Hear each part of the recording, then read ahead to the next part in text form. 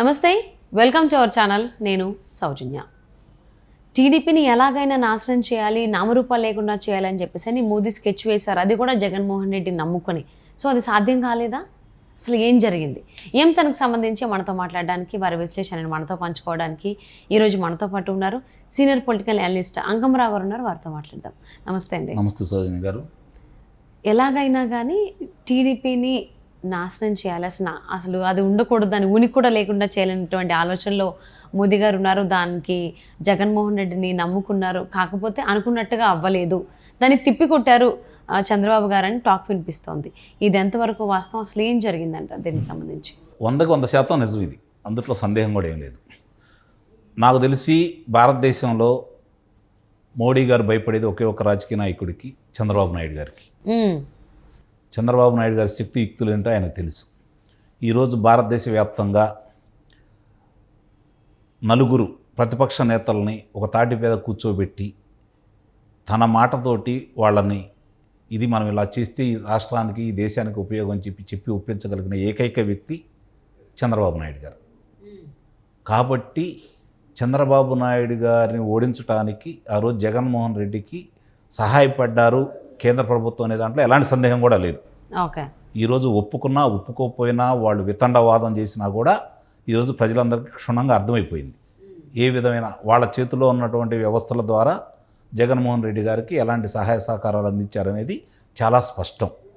దానివల్ల తెలుగు రాష్ట్రాల్లో తెలుగుదేశం పార్టీ అనేది కనపడకుండా పోతే, చంద్రబాబు నాయుడు గారు రాజకీయాల్లో దూరం అయితే చాలు అనే ఒకే ఒక్క కారణంతో ఈరోజు ఆంధ్ర రాష్ట్రం ఇంత అప్పుల కుప్పలుగా మారటానికి, జగన్మోహన్ రెడ్డి గారు ఇంత విచ్చలవిడిగా ఆయన కార్యక్రమాలు నిర్వహించడానికి, ఆయన ఏం చేసినా కూడా ఎదురు చెప్పకుండా కావాల్సినంత సహాయ సహకారాలు అందిస్తూ ఈరోజు కూడా ఇట్లా ఈ రాష్ట్రం ఈ విధంగా తయారైన తర్వాత కూడా వాళ్ళ అధినేత అంటే వాళ్ళ రాష్ట్రానికి వాళ్ళకు సంబంధించిన అధ్యక్షురాలు వెళ్ళి జరుగుతున్న పరిణామాలు, జరుగుతున్న నష్టం, రాష్ట్రానికి జరుగుతున్న నష్టం, తెస్తున్న అప్పుల గురించి చెప్పినా కూడా చీమగుట్టినట్టు కూడా లేకుండా ఈ చెవిలో ఈ చెవిలో వదిలిపెడుతూ వాళ్ళు ఏ విధమైన నష్టం చేస్తున్నారో దానికి ప్రధాన కారణం చంద్రబాబు నాయుడు గారు వల్ల మాకు ఏదన్నా ఇబ్బంది జరిగిద్దేమో, చంద్రబాబు నాయుడు గారు తిరిగి రాజకీయంగా కోలుకోకూడదు అనే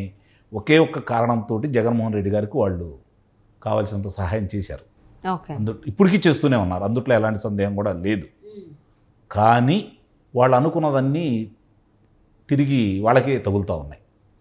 ముఖ్యంగా తెలుగు రాష్ట్రాలకు సంబంధించి తెలుగు రాష్ట్రాల్లో వాళ్ళు ప్రవర్తించిన విధానం, వాళ్ళు తీసుకున్న నిర్ణయాలు, ఈ రాష్ట్రాలకు జరుగుతున్న అన్యాయానికి ప్రజలు, ముఖ్యంగా ఆంధ్ర రాష్ట్ర ప్రజలు భారతీయ జనతా పార్టీని చాలా కోపంగా ఉన్నారు. భారతీయ జనతా పార్టీ పేరు చెబితేనే ఉడుక్కుపోతున్నారు అన్నమాట. ఏమి చేయలేని పరిస్థితి. అట్లానే తెలుగుదేశం ప్రభుత్వాన్ని కావచ్చు, గతంలో వాళ్ళు చేసిన ఇబ్బందులు కావచ్చు, ఈ ప్రభుత్వానికి సహకరిస్తున్న విధానాలు కావచ్చు, ఈరోజు ప్రజలు బేరీజ్ వేసుకుంటూ ఉన్నారు. ఇక్కడ బాబు గారిని ఇబ్బంది పెట్టాలని చూశారు, బాబు గారిని దారిలోకి తెచ్చుకోవాలని ప్రయత్నం చేస్తున్నారు. మెడ మీద కత్తి పెట్టుతున్నారండి, అనుమానం ఏం లేదు దాంట్లో. బలవంత కాపురం చేయాలని చెప్పి నిర్ణయానికి వచ్చేసారు వాళ్ళు. ఎందుకంటే మళ్ళీ తిరిగి ఇక్కడ కొంతమంది లోక్సభ సభ్యులు కావచ్చు, శాసనసభ్యులు కావచ్చు గెలిపించుకోవాలి అంటే ఈరోజు మళ్ళీ వాళ్ళు చంద్రబాబు నాయుడు గారి దిక్కయ్యారు. కానీ వాళ్ళకి అహమడ్డు వస్తుంది, మేము కేంద్రంలో ఉన్న పెత్తందారులం కదా, చంద్రబాబు నాయుడు గారిని మనం అడగటం ఏంటి, ఆయనే వచ్చి మనం అడగాల, పొత్తుల్లో మనం ముందుకు వెళ్లాల్సిందే. కాబట్టి బలవంతం కాపురం చేయడానికి వాళ్ళు ఇష్ట ప్రయత్నం చేస్తున్నారు. దానికి ఈరోజు చంద్రబాబు నాయుడు గారు చాలా సహనంతో కావాలని ఈరోజు న్యాయస్థానాల్లో ఆయనకి ఎదురవుతున్న ఇబ్బందులు చూసుకున్నా కూడా నిస్సందేహంగా సామాన్యుడి నుంచి చదువుకున్న వాళ్ళందరూ కూడా ఆలోచిస్తుంది ఏంటంటే, ఇది మోడీ గారు, అమిత్ షా గారి వాళ్ళ యొక్క ప్రోద్బలం లేకుండా జగన్మోహన్ రెడ్డి గారు ఈ ప్రయత్నాలు చెయ్యరు అనేది బలంగా 100కి 1000% నమ్ముతున్నారండి ఇక్కడ. కాబట్టి ఇవన్నీ దృష్టిలో పెట్టుకున్న తర్వాత వాళ్ళు ఈరోజు పరిస్థితులు తిరగబడ్డాయి. తెలంగాణలో కేసీఆర్ గారితో స్నేహం కొద్దీ వాళ్ళ పార్టీని వాళ్ళు బలిపెట్టుకున్నారు, అందుట్లో సందేహమేం లేదు. భారతీయ జనతా పార్టీ వాళ్ళ నాయకులు కూడా బలిపెడతానే ఉన్నారు. అట్లానే ఆంధ్ర రాష్ట్రంలో కూడా ఇప్పుడు జగన్మోహన్ రెడ్డి గారు చేసినటువంటి వైఫల్యాలు ఆంధ్ర రాష్ట్రంలో సామాన్యమైనవి కావు కదా, అరాచకాలు సామాన్యమైనది కావు కదా. మరి అయినా కూడా చీమ కుట్టినట్టు కూడా లేకుండా ఆయన స్వయంగా మోడీ గారు వచ్చేసి తన స్వహస్తాలతోటి నిజంగా ఆ రోజు మట్టి నీళ్లు తీసుకొచ్చి ఇయే మీకు అని చెప్పని చూపించాడని మనకు అర్థం కాలే ఆ రోజు. ఆయనతో శంకుస్థాపన జరిగినటువంటి అమరావతిని ఈరోజు ఇలా మూడు ముక్కలాట చేస్తుంటే దానికి వంత పాడింది కేంద్ర ప్రభుత్వమే కదా. న్యాయస్థానాల్లో రాష్ట్రానికి అధికారాలు లేని అధికారాలను కట్టబెట్టింది ఈ కేంద్ర ప్రభుత్వమే కదా.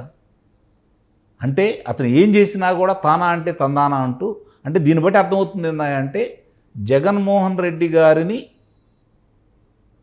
వీళ్ళు నడిపిస్తున్నారా, వీళ్ళని జగన్మోహన్ రెడ్డి గారు నడిపిస్తున్నారా అనేదాని ఆ డోలాయమానంలో కూడా ఉన్నారు ప్రజలు. ఓకే. ఎందుకంటే కేంద్రానికి ఎంత సహకరిస్తున్నారు అంటే రాజ్యసభలో ఇప్పటి వరకు 220 వాళ్ళు ప్రవేశపెట్టిన వాటికి సంపూర్ణ మద్దతు తెలిపారు, ఎలాంటి షరతులు లేకుండా.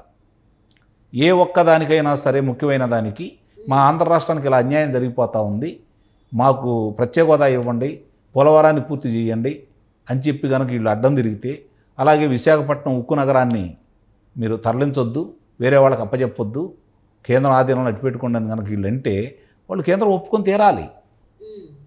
అలాంటి ఏమీ అడగకుండా తనకు సంబంధించినటువంటి విచారణకి ఎదుర్కొనకుండా ఏది కావాలంటే అది అప్పులు ఇస్తూ ఉంటే చాలు అనే భావంతో జగన్మోహన్ రెడ్డి గారు ఉన్నారు. అలాగే ఈయనకు అప్పులు ఇస్తూ ఉంటే రేపు పొద్దున ఒకవేళ చంద్రబాబు నాయుడు గారు ఆయన కోలుకోకుండా ఉంటాడు, జగన్మోహన్ రెడ్డి గారు తిరిగి వస్తారని చెప్పి నిన్నదాకా కళ్ళకు అన్నారు వాళ్ళు. కానీ సహనంతో తన చాతుర్యంతో చంద్రబాబు నాయుడు గారు వాటిని తిప్పికొట్టగలిగారు. ఈరోజు ప్రజాక్షేత్రంలో బలం ఏంటో అర్థమైపోయింది. చంద్రబాబు నాయుడు గారిని దెబ్బతీయాలంటే ఆయన 100 రెట్లు పైకి ఎగిరారు. ఈరోజు వాళ్ళు అనుకున్న దాన్ని వాళ్ళు ఊహించలే ఈ పరిణామాలు. కాబట్టి తిరిగి వాళ్ళకి కాస్త అహంకారం అడ్డొస్తూ ఉంది, మనం అడగటం ఏంటి అనేది. అట్లా నయానా భయానా తీసుకొని వాళ్ళు బలవంతంగా ఈ పార్టీతోటి పొత్తు కలిసి విచ్ఛిన్నం చేయాలని ప్రయత్నం చేశారు పవన్ కళ్యాణ్ గారి ద్వారా. కానీ పవన్ కళ్యాణ్ గారు ముందే తెలుసుకొని ఆయన వచ్చి దీంట్లో పొత్తు కలిశాడు, అవసరమైతే మీరే రండి, మేము మాత్రం కలిసి ప్రయాణం చేస్తామని చెప్పిన తర్వాత ఇక ఆంధ్ర రాష్ట్రం తెలుగు రాష్ట్రాల్లో మనకు మనుగడ లేదనే భావంతో వచ్చేసి ఇప్పుడు మళ్ళీ తెలుగుదేశం పార్టీతో పొత్తుకి వాళ్ళు వెంపర్లాడుతున్నారే తప్ప తెలుగుదేశం పార్టీ వాళ్ళైతే వెంపర్లాడట్లేదు. ఇది చాలా స్పష్టం. కొంతమంది ఈరోజు కూడా భారతీయ జనతా పార్టీ నాయకులు, జగన్మోహన్ రెడ్డి గారికి అనుకూలంగా ఉన్న కొంతమంది నాయకులు ఇంకా ఈ పొత్తు కలవకూడదని చెప్పి వాళ్ళు ప్రయత్నం చేస్తున్నారు. నిజంగా కనుక ఆంధ్ర రాష్ట్రానికి వాళ్ళు మేలు చేసిన వాళ్ళైతే వాళ్ళు వెళ్ళి ఢిల్లీలో కూర్చొని నిరాహార దీక్ష చేసి తెలుగుదేశం పార్టీతో పొత్తు లేకుండా చేస్తే మాత్రం ఆంధ్ర రాష్ట్రాన్ని రక్షించినట్టే, వాళ్ళు తెలుగుదేశం పార్టీని రక్షించినట్టే.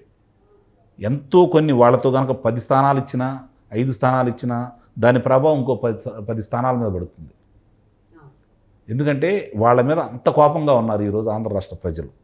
వాళ్ళు అనుకున్నది సాధించలేకపోయారు, అవమానంగా ఫీల్ అవుతున్నారు వాళ్ళు. చంద్రబాబు నాయుడు గారు మనం ఏదో చేద్దాం, తెలుగుదేశం పార్టీని ఏదో చేద్దాం అనుకుంటే ఏంట్రా బాబు ఇట్లా వస్తుంది ప్రజా విలువ అనేది వాళ్ళకి అంతుపట్టట్ల. అనుకున్నది ఒకటి అయింది ఒకటి అన్నట్టుగా అనిపిస్తోంది. బోల్తా కొట్టిందిరో బుల్బుల్ పెట్టా అని చెప్పి ఊరకనలేదు కదా. కాబట్టి వాళ్ళు అనుకున్నవన్నీ, కాకపోతే వాళ్ళు ఇప్పుడు కూడా రాచరికపు నిర్ణయాలతోటే ఉన్నారు. ఆ రోజు చక్రవర్తి సామంతరాజుల్ని జయించేసి మొత్తాన్ని సామ్రాజ్యం మొత్తం తన చేతుల్లోకి వచ్చే విధంగా అతను ఎలా ప్రయత్నం చేయాలో అలా చేసేవాడు. తిరిగి ఈరోజు భారతీయ జనతా పార్టీ వాళ్ళు కూడా ప్రజాస్వామ్యాన్ని హత్య చేసేసి వాళ్ళు అదే విధంగా పయనిస్తూ ఉన్నారు. ఎక్కడ బట్టినా కూడా వాళ్ళు అనుకున్నది సాధించాలి అంటే అక్కడ ఎవరినైనా శత్రువులు మిత్రులు చేసుకుంటారు, మిత్రులను శత్రువులు చేసుకుంటారు. వాళ్ళు అనుకున్నది సాధించాలి. అన్ని రాష్ట్రాల వాళ్ళు అట్లాగే ప్రాంతీయ పార్టీలు కూడా వాళ్ళ కబంధాస్తాల్లో ఉండాలని చెప్పి వాళ్ళు భావిస్తున్నారు. ధృతరాష్ట్ర కౌగిలి భారతీయ జనతా పార్టీ అంటే. Thank you so much for spending your valuable time with us, రాఘవరావు గారు.